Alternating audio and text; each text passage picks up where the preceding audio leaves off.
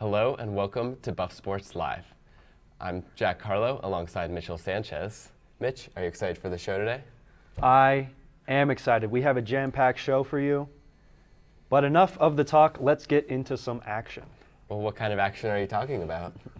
We've got men's basketball NIT highlights and everything you need to satisfy your sports hunger. The Colorado men's basketball team opened up the first round of the NIT against Dayton on Tuesday. Arvinay Simlat was there and he has the scoop.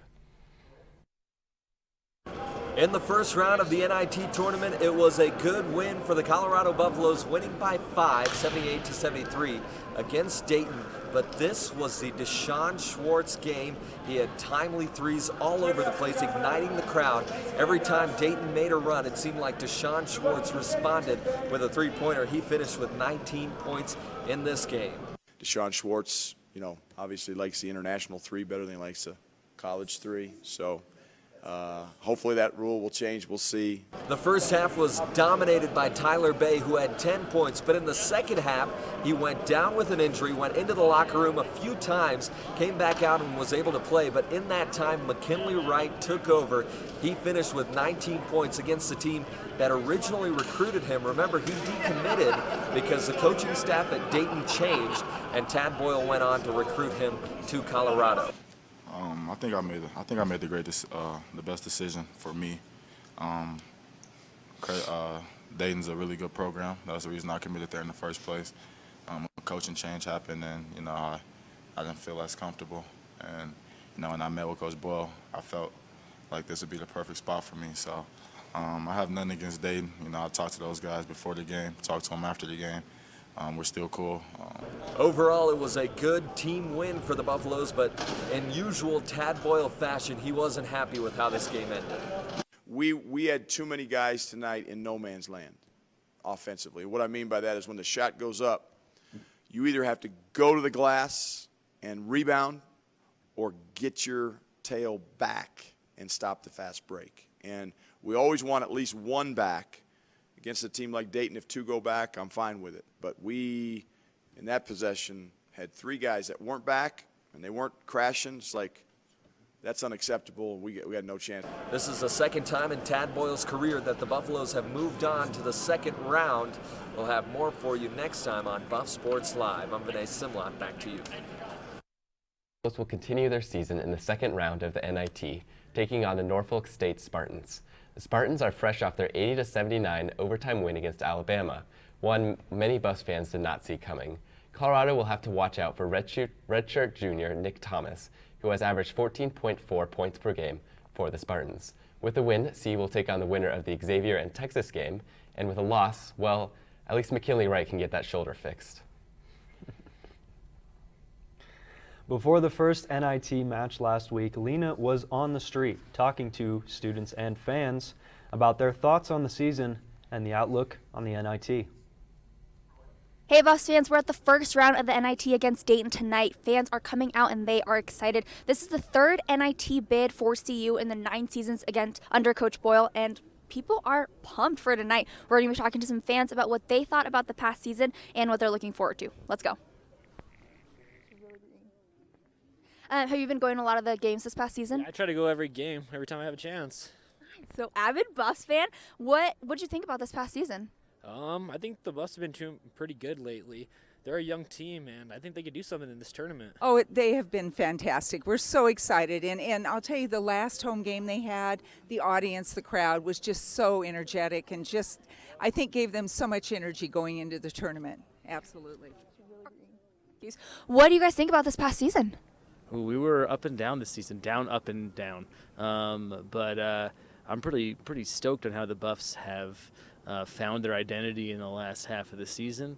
Awesome to see Tyler Bay just leaping through the air and grabbing basketballs and putting them in the hoop. I think that we're going to win the NIT tournament with Tyler Bay and the way that he's playing. I think that we're a really good team, and I'm looking forward to what we're about to do. Let's go Buffs. Go Buffs! They seem like they've really matured. They had their dumps, but they sort of developed some chemistry, and it really shows. I wish we would have beaten Washington, because I feel like we probably would have beat Oregon and made it to the tournament. And that means we probably would have got to go and watch the game, so that would have been fun. Is there anything you're looking forward to in this tournament and just kind of going forward? That we win. It's always a good one. I just hope something interesting happens, something that makes the fans go wild. There aren't many seniors, as you know, so it's a young team, and we're really excited about what the next year and the year after is going to bring. Just coming to the games, I guess. Hopefully they win this game and they keep going, and we'll come to them, yeah. Is there anyone in particular you guys are rooting for, or someone that you're looking out for? McKinley Wright. He's the man, and obviously Evan Batty. We want Dalen Kuntz to do well. There's so much great potential on this team, and I know that we got a lot of good things to come. I like to look out for Deshaun Schwartz since I played against him in high school, so I like to always root for him too. Evan Batty? That was Batty. Mm-hmm. He's so wonderful. He's so my kind heart too. is so with him, and he has fought himself to get back and to be able to play. He is so wonderful. So we are rooting for him. You heard it here, folks. People are excited. People are excited for players like Tyler Bay, McKinley Wright, Evan Batty, and to see how they'll do. It's already a big deal. We've already made it into the postseason game, so people are pumped. I'm Lena Takashi. Back to you at the desk.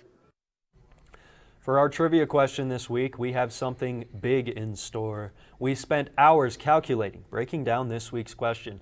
As a group of journalists, we sprung out of the box and did some math this week to give you a new way of looking at the men's basketball team. We ask, in what year did the University of Colorado win the NIT? We'll have the answer for you at the end of the show. That's a tough one. What do you think the answer is, Mitch? I have no idea. Let me get back to you on that one and break it down, get back to you. I know you guys are just springing to find the answer, but first we must come to our first break of the show. We'll have spring football updates coming up next, along with some men's and women's lacrosse, so stay with us.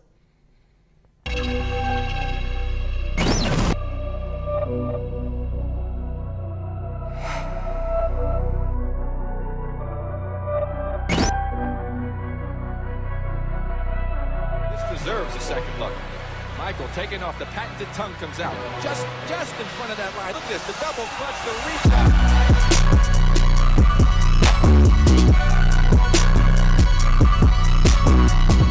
Pass in left wing, looks behind him, wide open, right wing, up top, open for three, fires!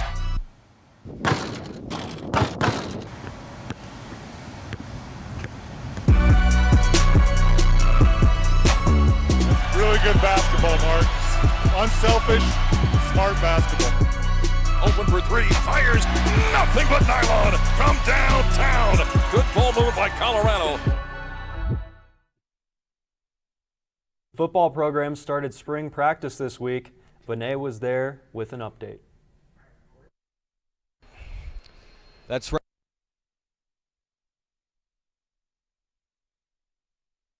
Right, the Colorado Buffaloes just wrapped up their first week of spring practices. Today was actually their first practice with pads. It was open to the media. We had a chance to come out and watch the players as they... That's right. The Colorado Buffaloes just wrapped up their first week of spring practices. Today was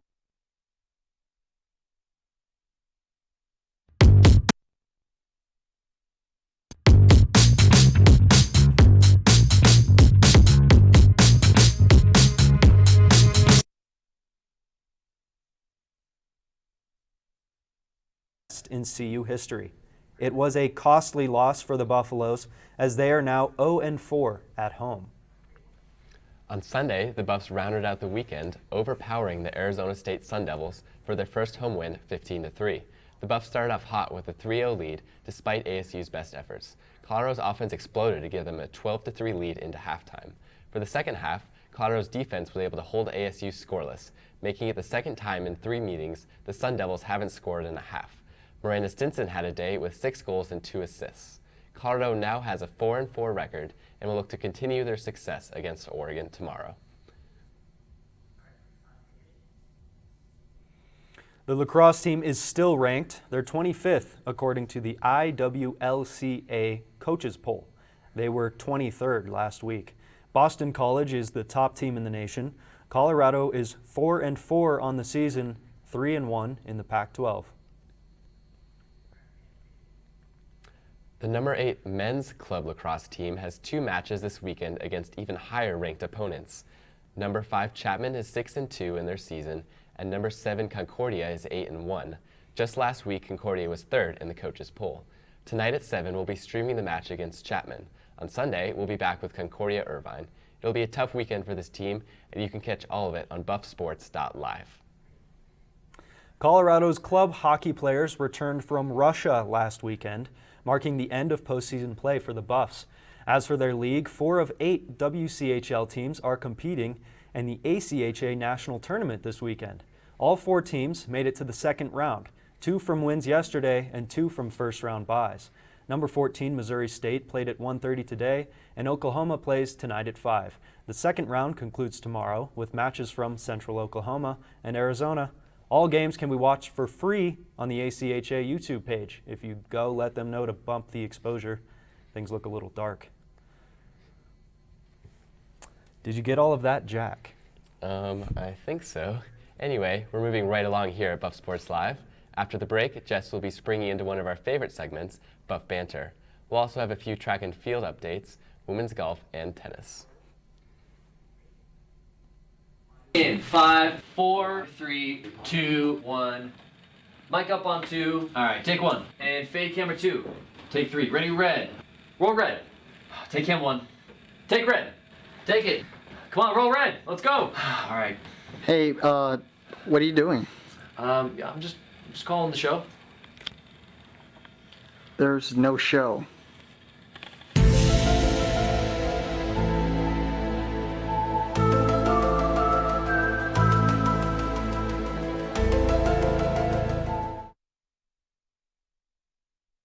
It's the greatest mascot in college athletics. I'm voice of the Buffs, Mark Johnson, and you're watching Buff Sports Live.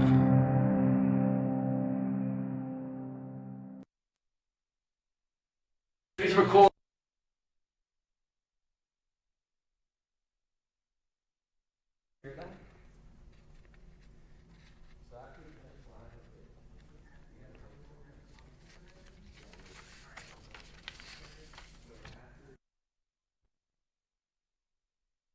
It's March, so we all know what that means. March Madness. This is the NCAA single elimination tournament that takes place once a year, a staple in college basketball. But did you know that March Madness wasn't always as hyped up as it is now? Until the mid-50s, the National Invitational Tournament was the most prestigious postseason showcase in all of college basketball. The NIT was founded back in 1938 by the Metropolitan Basketball Writers Association.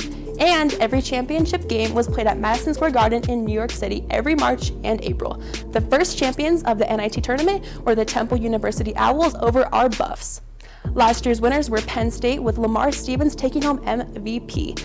The NIT tournament were the ones who set the stage for what we know today as March Madness in the Division I college basketball.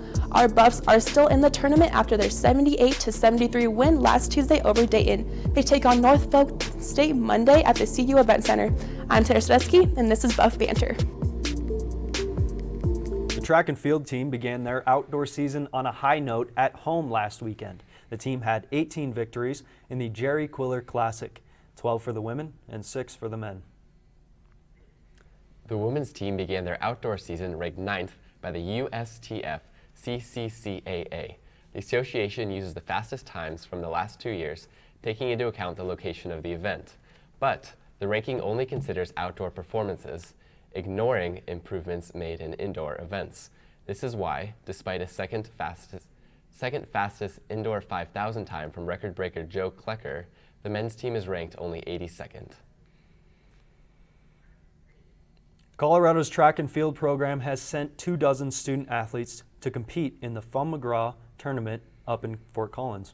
Last weekend, the Buffs won a total of 18 events in the Jerry Quiller Classic. For a lot of these athletes, this will be their first time this season taking part in the events. Athletes such as Josh Farmer will throw discus and take part in the high jump outdoors for the first time. The season will then start to pick up the pace next weekend, with the Buffs competing in 3 separate meets. The Texas Relays, Stanford Invitational, and Tom Benich Invite are still to come. Colorado's women's golf team was hard at work Saturday, moving up to 12th at the Tar Heel Classic. CU shot their best round of the tournament with a 10 over 298 at the Casa de Campo Teeth of the Dog course. Senior Haley Nist rose 6 spots in the standings with a 1/73 round, and freshman Balak Boride impressed with a 2/70, the best for the Buffs. On Tuesday, the men's golf team ended the Arizona tournament in 14th place. The Buffs finished with a 16 over par score, enabling them to pass Wyoming into 14th place. Colorado ended the tournament 4th in pars with 169. However, the team's 41 birdies were next to last. Daniel O'Loughlin continues to lead the team in stroke average, owning a 71.93 figure over 27 rounds. CU will look to improve as they travel to Palo Alto to participate in Stanford's 50th annual The Goodwin competition next Thursday through Saturday. The CU women's tennis team kept their winning streak alive on Saturday with a 4-1 victory against CSU. CU is now 34-0 against the Rams, the longest winning streak against any opponent in school history. So it does indeed suck to be a CSU Ram. The Buffs will be enjoying spring break in Arizona, taking on the Wildcats today. They are indeed taking on the Wildcats today. It's happening right now. They won the doubles portion of the match with a 6-2 performance from freshman team Tallulah Farrow and Kai Ekton. The upperclassmen team broke the doubles tie with a 7-5 finish. The team is currently playing in singles with no live stream available. But what we do have available is that update from Vinay, the indoor practice facility. Here it is. That's right, the Colorado Buffaloes just wrapped up their first week of spring practices. Today was actually their first practice with pads. It was open to the media. We had a chance to come out and watch the players as they practice. From speaking to people around the team, coaches, players, they all said that the practices under Coach Mel Tucker are way more intense, more high energy than they were under Coach McIntyre. The players have been focusing on fundamentals, learning the new techniques of the new coaches, and they're doing that after a 9-week strength and conditioning program.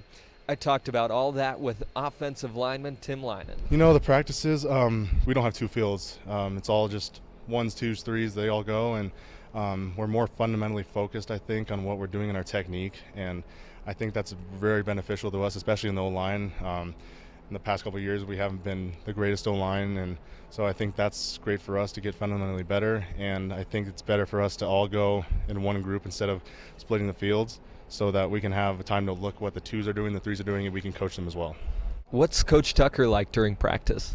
Yeah, he's intense. It's good though. It's a good intensity. He's always trying to cheer us up. He's always trying to get us motivated, and it's great. He's doing a great job of that, and he's just pushing us to the best of our abilities, so it's great. Have you seen anyone emerge as a leader on this team?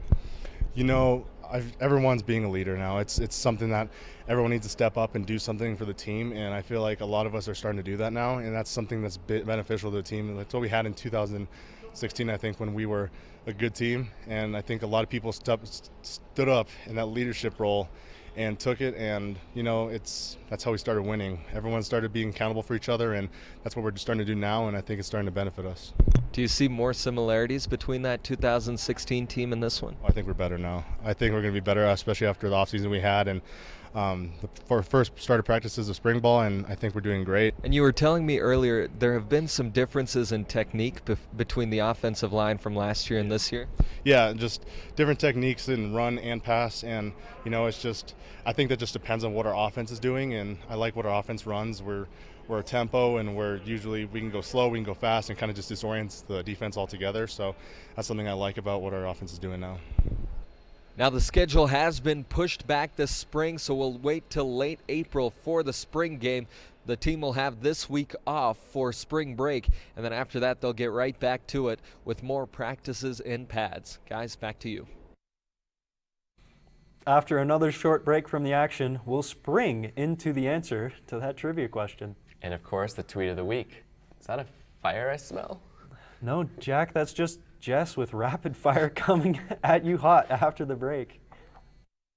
Let's see if the Buffs can measure up this weekend. I'm Jess Sandvik, and I'll be back with rapid fire.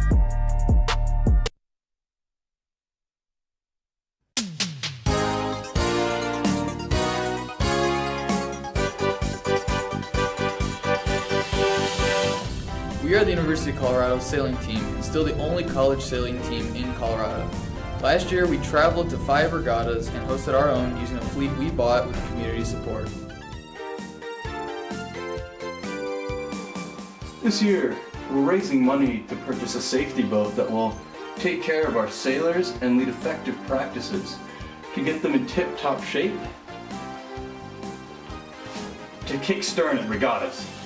Weather changes happen quickly in Colorado, so we need to be prepared in case anyone ends up in the water. A safety boat with a proper engine will help make sure we can get people and boats to safety in the event of a capsize. Safety is our team's top priority, and this boat will help us prepare for worst-case scenarios. This boat will put us on track for being the safest, the fastest, and the most effective team in our conference. Donate today to help us reach our $4,000 goal and get CU Sailing promoted better. Share to everyone you know to spread the word. With your help, we'll be on our way to be a safer and more successful program.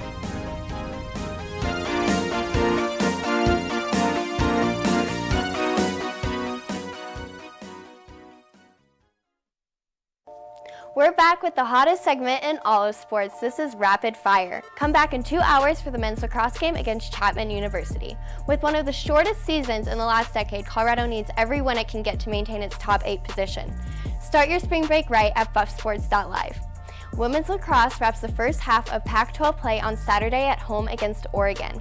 Oregon is winless in Pac-12 play, and Colorado has not lost to this team in program history. The 1 o'clock game will be in nice weather and free to attend as always.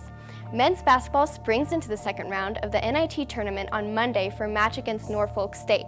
This is the absolute final game for the Buffs this season. Student tickets start at $5. Women's lacrosse returns to Kittredge on Tuesday for a game against Denver. Denver is number 15 in the Inside Lacrosse poll with a 7-2 record. As a non-conference game, the match will be free to watch on Colorado livestream. Woo! What a hot lineup coming up this week, but I think it's time we cool down and take you back to the studio. I'm Jess Sandvik in Scope Buffs. Our trivia question for this week is, in what year did the University of Colorado win the NIT? And the answer, 1940. The team was the runner-up in 1938, the founding year of the tournament. They've made it to the semifinals only twice in almost 30 years.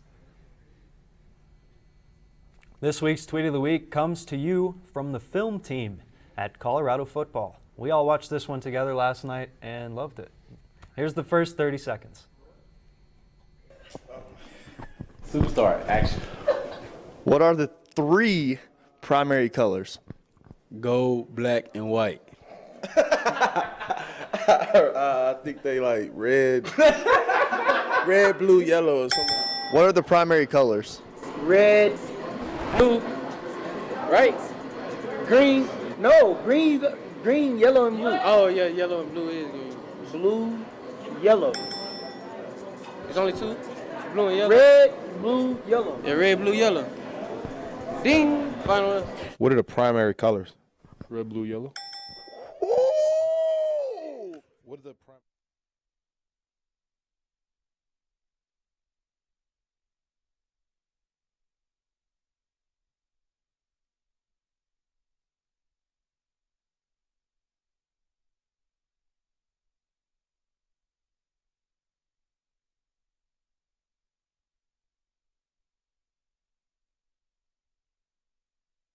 Colorado football Twitter. Well, it's with a heavy heart that we have to leave you. It's been quite a show, and of course, a nice way to spring into the break. Spring break? All right, I've got to run. See you later, Buffs fans. See ya.